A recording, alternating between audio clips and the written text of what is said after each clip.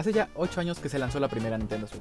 En su momento era algo revolucionario, debido al concepto de una consola híbrida, es decir, que era tanto de una manera portátil como de sobremesa. Pero incluso en ese entonces ya estaba muy por detrás de las consolas de su generación. La Nintendo Switch se acercaba más a la séptima generación que a la octava. Se acercaba más a un Xbox 360 y PlayStation 3 que a una PlayStation 4 y Xbox One.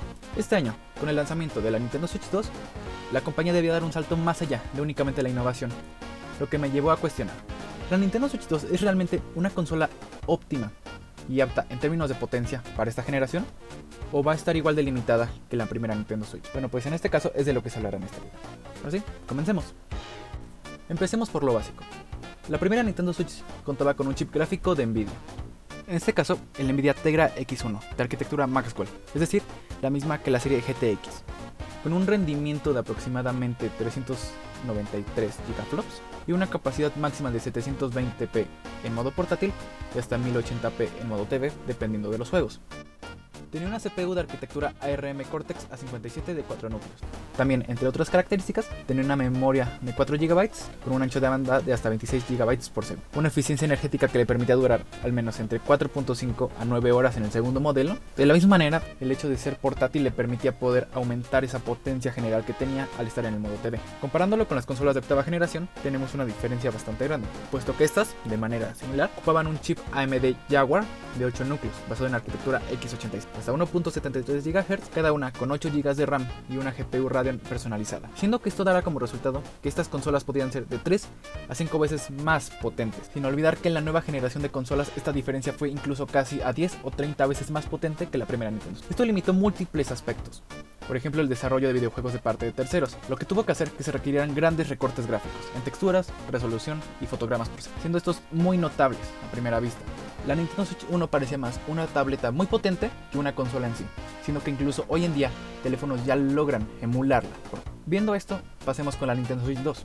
La compañía nipona y Nvidia trabajaron en conjunto para corregir estos mismos errores, haciendo un chip más potente y eficiente. El Tegra T239, basado en la arquitectura Ampere, misma de la serie de RTX 3000, la cual de la misma manera tenía un mejor entorno para los desarrolladores. De la misma manera, la memoria RAM se amplió al triple con 12 GB y la memoria interna del sistema pasó a ser 8 veces más veloz. Ahora, pasando a los aspectos principales, tenemos el chip de la Nintendo Switch 2. En este caso, como se mencionó, es un T239 personalizado con arquitectura Ampere. Una vez entendido esto, se tiene que su potencia gráfica aproximada es de 1.7 GHz. El chip gráfico utilizado puede dar una potencia muy similar al Xbox Series S en modo de dock. La consola cuenta asimismo con un CPU ARM Cortex A78C, el cual cuenta con 8 núcleos que van desde 500 MHz hasta 1.1 GHz, lo cual es una diferencia considerable, el doble de núcleos más eficientes que la primera Nintendo Switch. A manera general, se podría decir que en el modo portátil es similar a una GTX 750 Ti y en modo dock a una GTX 1050 Ti. Y aunque esto podría haberse limitado o incluso poco para la generación actual, hay que tomar en cuenta algo principal, y es que la Nintendo Switch 2 cuenta con un as bajo la manga, que es el uso de tecnologías. El chip Nvidia cuenta con la capacidad de tener DLSS o Deep Learning Super Sampling, el cual es una tecnología que permite el rescalado por inteligencia artificial, lo que significa que se puede reducir la calidad nativa, aumentar los FPS y subir la calidad de una manera artificial, lo que dará que el resultado se pueda ver bien y que no haya limitaciones como tal. El principal problema con esta tecnología tiende a ser los artefactos visuales, es decir, ciertas situaciones en las que la inteligencia artificial no logra identificar qué es lo que está viendo y termina haciendo que se vea un poco mal la imagen. Sin embargo, en el DLSS esto es menos probable debido al entrenamiento que lleva la inteligencia artificial, en comparación con el FSR de AMD. A su vez también cuenta con un Ray Tracing limitado, tecnología de HDR y posibilidad de incluso 4K en el modo dock. Comparándolo con PlayStation 5 y Xbox Series S y X, las cuales cuentan con chips Zen 2 y gráficas Radeon de AMD personalizadas, la escala de potencia quedaría de la siguiente manera. Aunque estas consolas llegan a ser todavía más potentes que la Nintendo, no se tiene que tomar únicamente en cuenta el poder teórico, sino que también hay múltiples aspectos que influyen, por ejemplo la arquitectura utilizada. Y aunque de manera general pueda sonar que aún está muy lejos de su competencia, hay que tener algo claro, y es que la Nintendo Switch 2 busca ser, antes que potente, eficiente. Cabe recordar que es una consola portátil en base, y por ende, aunque podría llegar a ser más poderosa, se limita a tener un mejor consumo de energía y dar una experiencia más completa en el modo portátil. Algo que se puede observar, por ejemplo, al compararla con una Steam Deck, su competencia más directa en el mercado portátil. en el cual se observa que en el mismo juego, una consola de menor tamaño y mayor pantalla, mayor resolución y mejores tecnologías, tiene mayor tiempo de juego. De la misma manera, cabe añadir lo dicho por múltiples desarrolladoras, que afirman que el salto ha sido suficiente para dar una experiencia más completa, tales como han sido CD Projekt, Capcom, etc.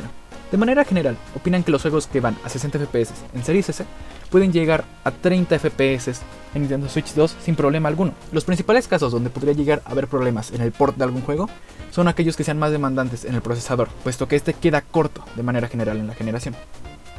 Como conclusión final, sí, Nintendo dio un salto grande en potencia y tecnologías, lo que permite dar cara a la generación actual de consolas.